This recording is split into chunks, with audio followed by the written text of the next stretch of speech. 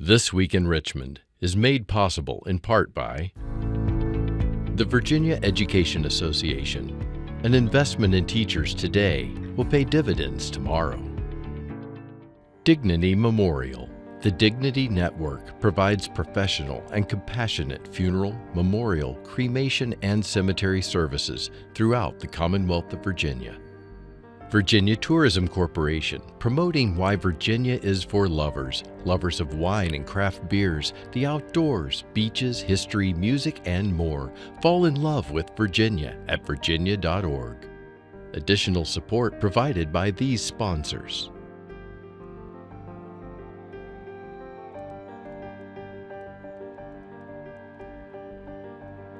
And by the members of Virginia's public television stations. Thank you.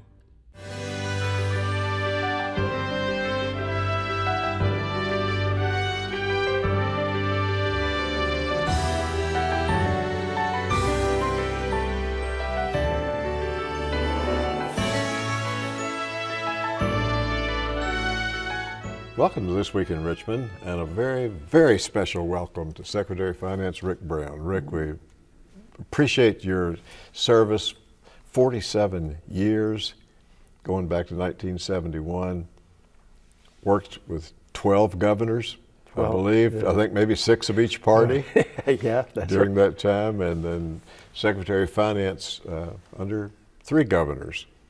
And we're just interested in having you talk to us about some recollections over the years, anything that you'd like to bring out, some of the people you've worked with, and then also about the current status of the finances in the Commonwealth. I'll tell the folks who were having this conversation December 18th, right after Governor made his presentation to the joint money committees, and then they turned to you to get even more detailed explanation. And I certainly want to let the viewers know that something rather unique happened too, that you got a standing applause by the members who were there and the governor, and certainly in tribute to your long and very effective service and getting us through some challenging times. So we appreciate it very much, and just delighted to have this conversation. So I want you to just start it wherever you want to start it, and then I've got some notes. I'll make sure we cover some other things. Well, what I can tell you, it's been fun. I took the job with the notion that I would probably be going back to Washington after I fully finished my master's degree, and didn't think I would be around for 2 years, much less 47. But I'm glad I stayed. The state is just a great place to be involved in things, and of course, financial-wise, you do get involved in everything. Everything has a dollar tag on it, and so. I've meandered here and there always in the finance family, but a lot of different topics over the course of the years, and good times and bad times over the course of the years. A lot of people instrumental in my career. I came to the state as an economist, and that was my formal training. So I did population projections and financial projections. Was originally hired to do local government finance things for the Revenue Resource and Economic Study Commission, which was chaired by Senator Brault and Senator Benheim from Alexandria and Fairfax. Dr. John Knapp, who spent many years at the University of Virginia, actually hired me. He was adjunct faculty at the University of Richmond. I had a couple of classes with him. I think he was impressed with writing and needed basically a writer to write this chapter on local government. Well, I didn't know anything about local government in Virginia, but I learned, and that got me into all kinds of other activities. Shortly after the Constitution was rewritten in 70, the Attorney General's office ruled that the basic school aid formula, which was basically a flat grant so much per kid. For every locality, it's about 75-80% flat grant. That time wouldn't pass constitutional muster. It needed more equalization.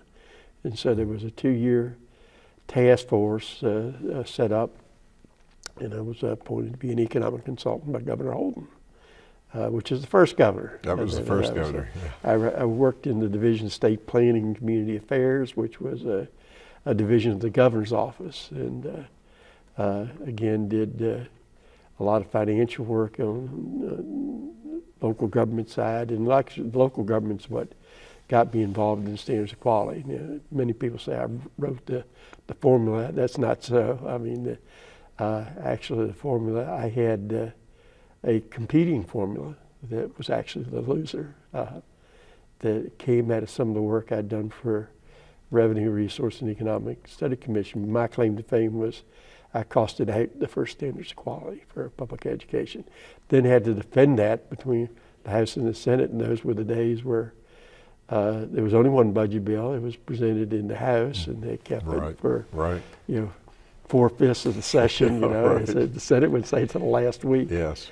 And if you go up to House Appropriations, they were on the 4th floor of the Capitol, and there was no such thing as transparency in those days. There was still Capitol policemen that manned, and when you were invited in, the doors open, you went in, and the doors shut. Yes. And yes. so then you'd have your session with appropriations. Department of Education, we did the formula on the old punch cards and mainframe, and but they did have mainframe access, and so we could turn things around back in those days pretty quick. And the General Assembly was pretty amazed about that when they made adjustments one afternoon, that we'd be back in there the next morning with it, yes. Not only programmed but done. And that worked to the advantage because it was timely for them to consider. It also was a little disadvantageous that it invited change. Everybody had an opinion, and so in those days it was sort of one party in Virginia, the Democratic Party. Republicans on the committee would ask me, well, can you run this or run this? And I think sometimes to the dismay of the Democrats, the next day the Republicans would have a run, of what they wanted. And so it was equal billing back in that time. But anyway, I spent a little over 2 years in the front office of the Department of Education, sort of shepherding the standards of quality through. And it got through, and for the most part hadn't been changed. It's pretty much intact. Some of the costing procedures have been changed as time went on, and some new programs have been added and included in the standards, but the basic formula, the basic costing mechanism remains intact today. So that sort of propelled me up to, I guess, a few notches on the career ladder. Later went to planning and budget when it was first created in 1976.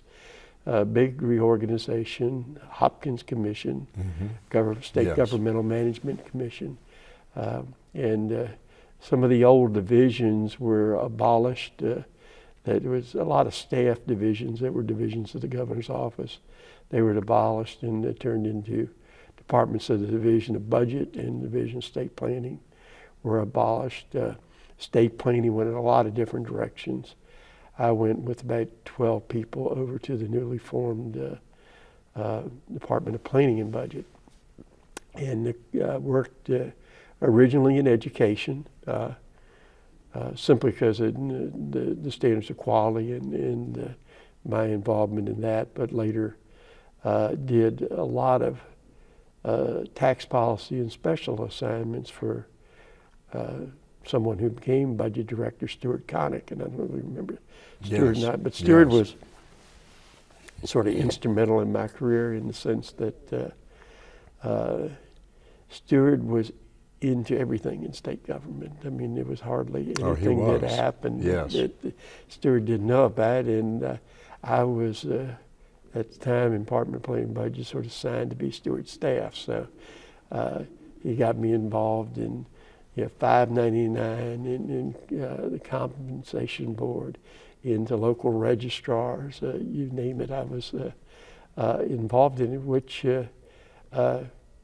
was hard work over about a 2 to 2.5 year period, because I was so involved. But it turned out being the greatest thing that happened to me, because my knowledge was so broad then of sort of the budget and of things in the budget, areas of the budget, that sort of became a natural for budget operations, and which I went into in 1989. Became associate director for budget operations and deputy director in 90, and then 2002 director. Was director of the Department of Planning and Budget under 3 governors, and then Secretary of Finance under 3 governors. So that's sort of my career as it launched. It's been fun. I can say I've been around for some really, really good times, with all the modern shortfalls too, from Governor Wilder, which was really sort of the first time the state lost money in the general fund in 1991. And it was a small percentage, 0.4%. Everybody thought it was huge. From there was no experience in anything like that, and formalized budget cuts, the process that the executive went through to balance the budget. We were sort of carrying that forth for the first time and living it. I can remember when we announced a revenue shortfall, we had till September to do a plan to correct it. And I don't even know that all the pieces and the parts were there by the time we reported out, but it had set the stage for literally everything that happened after that on the budgetary front for the governor, adjusting to revenues. The general provisions of the Appropriation Act were pretty well rewritten to reflect the reality of what people liked, and do away with the reality of what they didn't like in that process. So that in itself was a change. And another great gentleman that had a huge influence on me was a person by the name of Jim Cook, who was a senior analyst at the Department of Planning and Budget. And Jim was an encyclopedia about sort of state law, the Constitution, the general provisions. And Jim had 2 master's degrees, one in political science, one from Harvard Business School. And he had worked in the education, but it was basically he was a lawyer at heart. I mean, he could write more statutes than he wasn't a lawyer, but probably had read more law than anybody. And we used Jim to write all these complicated passages in the budget and provisions, and he just taught me a lot about the construction of law, about how to go about it, and sort of inherited that job from him when he retired and since passed away. But so I brought that to planning and budget in my career. So and it helped that I kept track of all the numbers. I was sort of the number keeper early on for when Paul Timmerick was director of planning and budget in budget operations. It was sort of the balancer to tell me how much was left to be spent, whether we were in balance, out of balance, what was the balance at any given time, and set up all the procedures for getting recommendations into the system and getting the budget bill printed. So from that perspective, had a lot of background in planning and budget, and Stewart had me so involved in taxes, and then my experience with revenue resources and local sort of gave me, I guess, the credentials to be Secretary of Finance, although I never really thought of myself as ever being secretary. I was more just sort of a graduate of planning and budget at heart. Well, you'd had 30-some years experience Yeah, before that, the state by before that that time, happened. yeah. Well, thinking of the Wilder administration era, I wonder if that was maybe one of the first times, at least in modern history, of having to go and search for dollars. And I bring that up because I was a citizen member of one of the regulatory boards, and the director of the board agency said, we've been asked to turn over our surplus money. And so it was just sweeping through every place where you could get 100,000 here or 50,000 or a $500,000 or wherever, just to pull that together, because I remember the governor said it's not going to be a tax increase. Yeah, the revenue started going soft about October or so, before Governor Wilder came into office in 1990. And Governor Blouse in the November time frame cut state spending across the board by about 2%, and froze capital outlay at the time. So there was sort of a down payment on that going in. So that was a preview of coming attractions, I think. But Governor Wilder was probably in office 2 to 3 weeks when he told him that we faced a shortfall of about $120 million by June 30th. And of course, that ballooned into about $1.2 billion, I think, over the next 2-year period.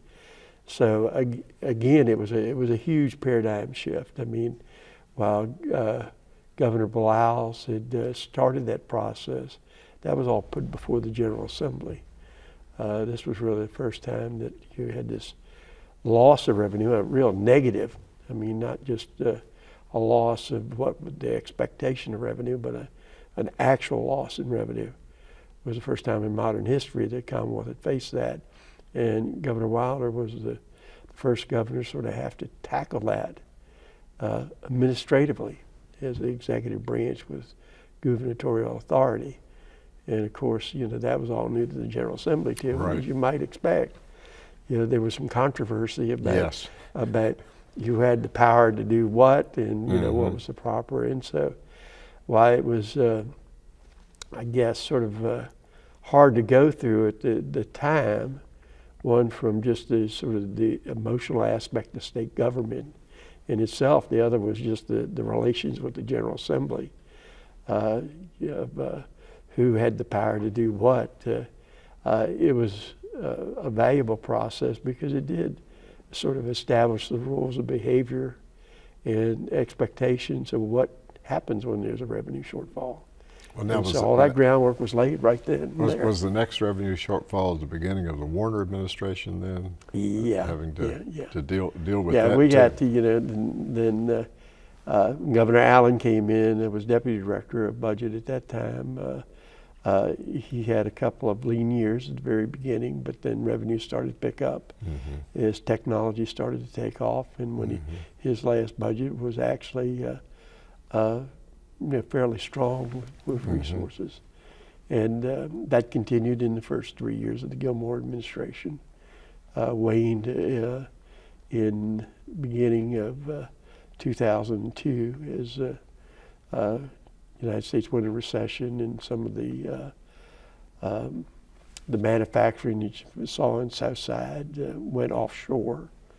And so some huge problems in Southside, Virginia, which was, tobacco and furniture and textiles, and it's not now. And so, but it was relatively short in its duration.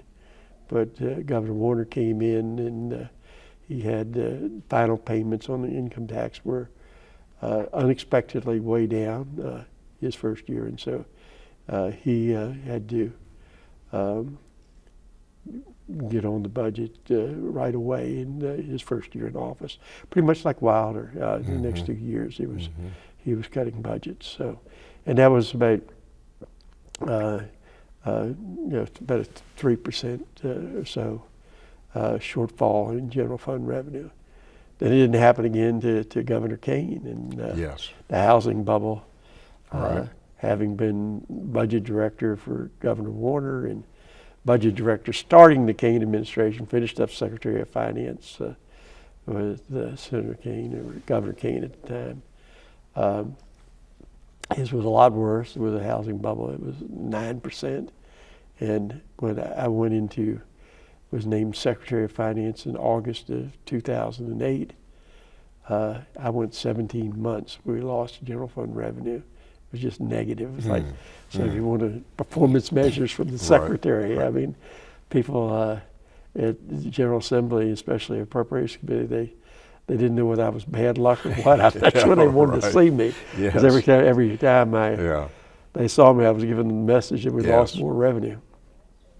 Now, if you move on up to the current time, as you've chosen to retire and turning the reins over to someone else as Secretary of Finance, how do you see the Commonwealth's financial, the revenues, and how do they look to you as you're preparing to leave office? I think the thing that's changed in the Commonwealth is we are a little bit more diversified now, especially in Central Virginia. And you see if you look at regional kinds of economic data, Northern Virginia by far is the big center of the state. I mean, it's where a lot of the employment is. So it racks up the big numbers.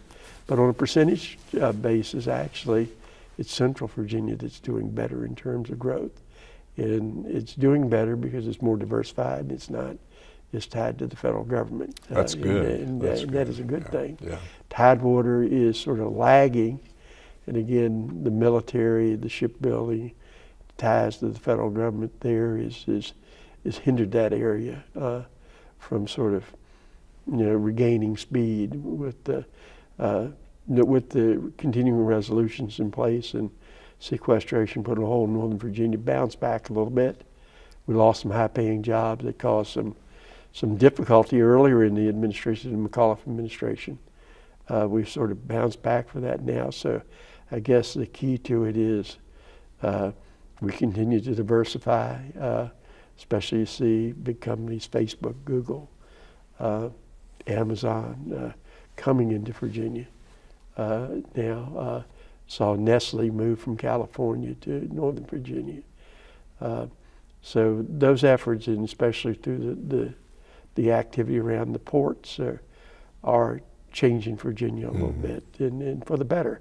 So revenue right now is good. It's it's not immensely strong, but it's good. It's solid, and it's coming from right now all three principal big sources of the general fund: the withholding on the income tax, corporate, and sales. Sales was not performing well up to about April, May time frame of last year, and it's picked up since then. So all of them are adding value on the bottom line at this stage of the game, and hopefully that'll continue. Yes. A lot of that depends on the federal government not having a faux pas and really disrupting the progress in the Virginia economy.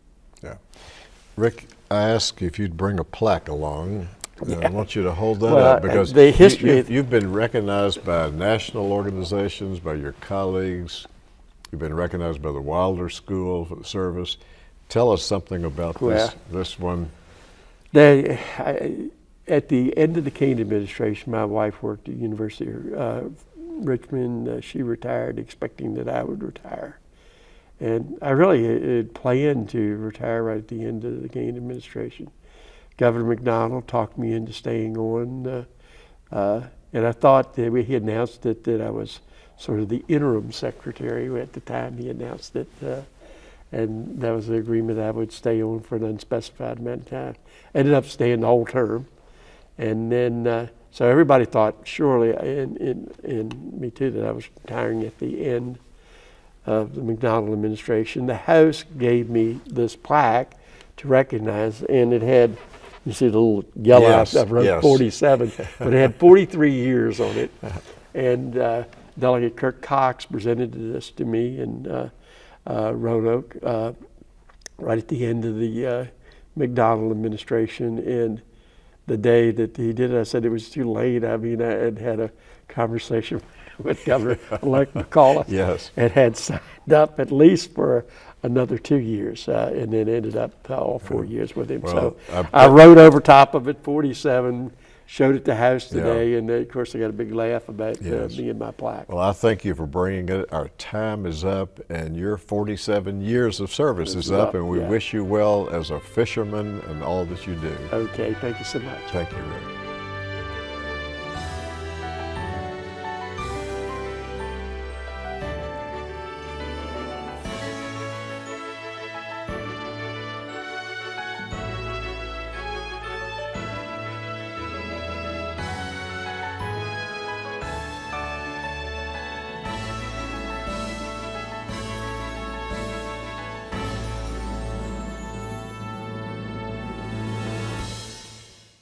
This Week in Richmond is made possible in part by the Virginia Education Association. An investment in teachers today will pay dividends tomorrow. Dignity Memorial. The Dignity Network provides professional and compassionate funeral, memorial, cremation, and cemetery services throughout the Commonwealth of Virginia.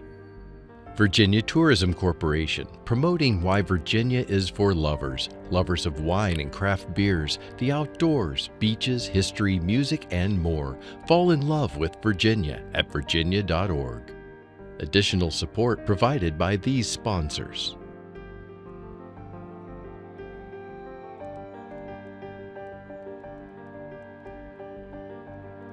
And by the members of Virginia's public television stations. Thank you.